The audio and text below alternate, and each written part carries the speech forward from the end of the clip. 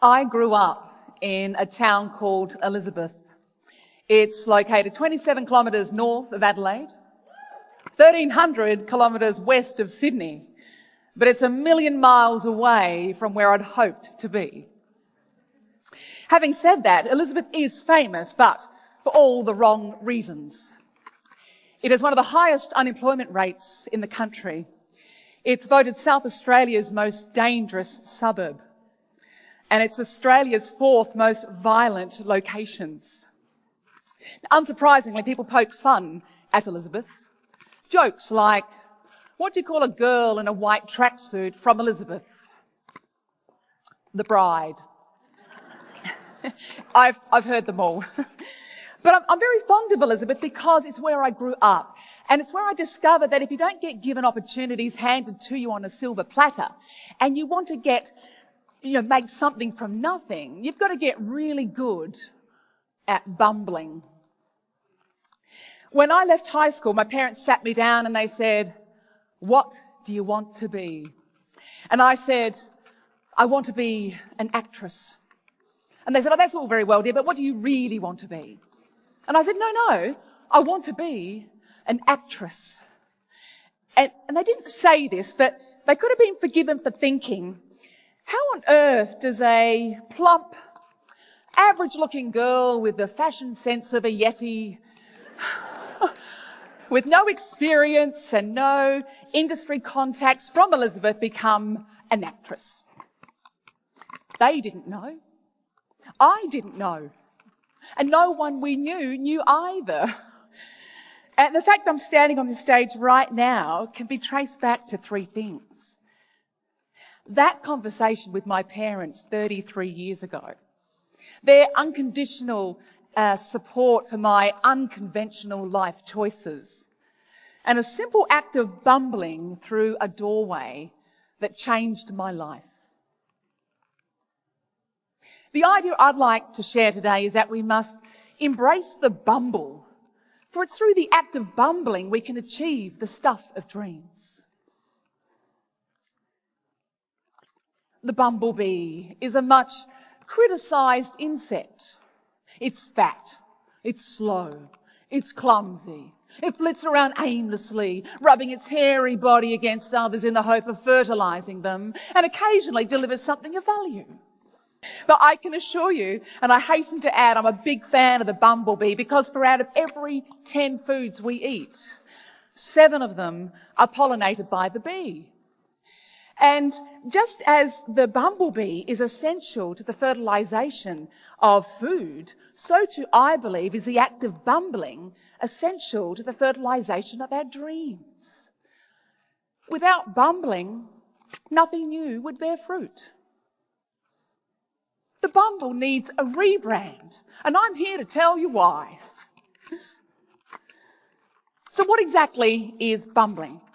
Well, when I told my husband I was giving a TEDx talk on bumbling, he said, "You're doing what?" And I said, "Bumbling." And he said, "You can't give a talk to the creative and business elite of Melbourne on bumbling. Who wants to be seen as a bumbler?" And I said, "Well, what's your perception of a bumbler?" And he said, "Oh, they're clumsy and they're awkward and they're inefficient." And I said, "That's my point." I said, when we start something new that's really important to us, aren't we all clumsy, awkward, inefficient? When I first learnt to drive, clumsy, awkward, inefficient. When my toddler son first learnt to eat with a spoon, clumsy, awkward, inefficient. When my husband and I spent our first romantic night together.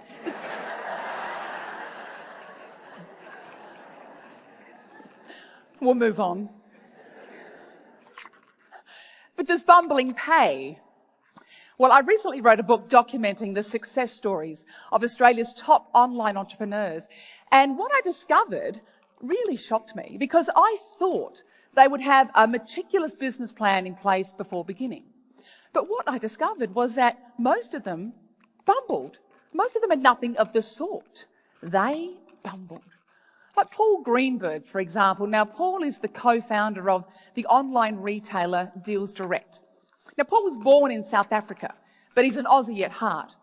And when I interviewed Paul, he said, look, it didn't matter that I couldn't bring money out of South Africa because I didn't have any. But what I could bring with me was a collection of vintage guitars. And he told me about this conversation he had with a stranger in this Sydney coffee shop, and how the stranger told him about this brand new little website called eBay. And that if he put a guitar up for sale, he might make some money on the side. So he did. And it sold.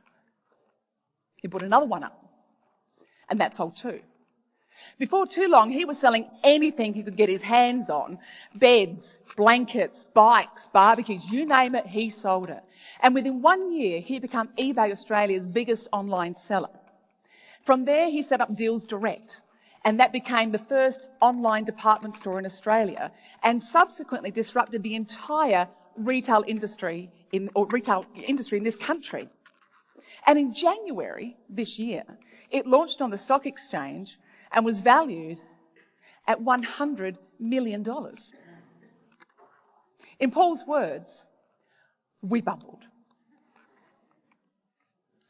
Now, I said to my husband, why are we so hesitant to call this act of getting started bumbling? What are we afraid of? And he said, well, can't you call it something else? Something more acceptable. I get it, but just something more acceptable. And I said, what, like managing uncertainty? Negotiating complexity? Dealing with ambiguity? And he said, yeah.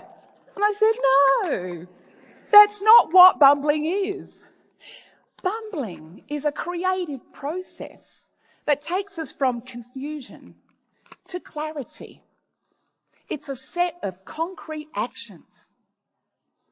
Discovery, examining, questioning, trying, testing, getting it right, getting it wrong, throwing it all out and starting all over again until we find something that makes sense to us. Bumbling is not easy. It brings up really unpleasant emotions. Fear, anxiety, despair, loneliness, insomnia. It's a riot. No, it's not. It's really uncomfortable. But if you want to get the benefits of bumbling, hope, joy, exhilaration, then you've got to get comfortable being uncomfortable. That's where bumblers live. The reason I'm passionate about bumbling is because bumbling's been good to me. It's why I'm here today.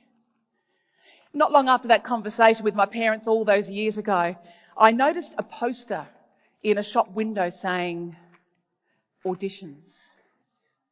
And I stumbled in, bright-eyed, bewildered by the bumblers before me. And that decision to audition for that very suburban theatre troupe changed my life and opened up a world of opportunities.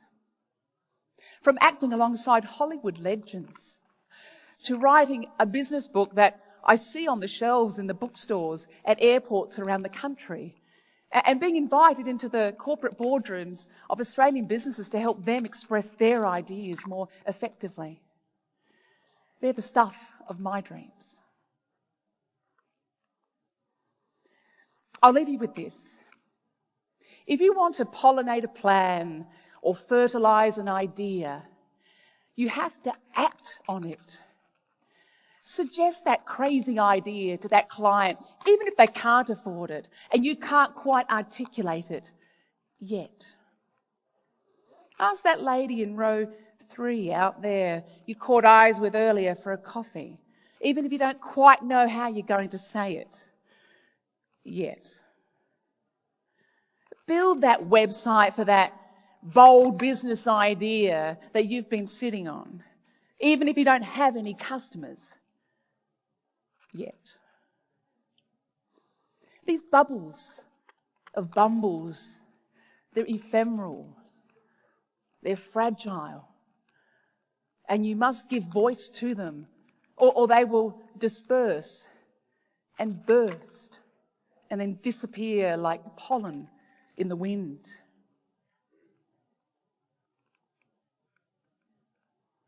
My journey of 1,000 bumbles began in Elizabeth 33 years ago. May your journey of 1,000 bumbles begin here today. Embrace the bumble. Thank you.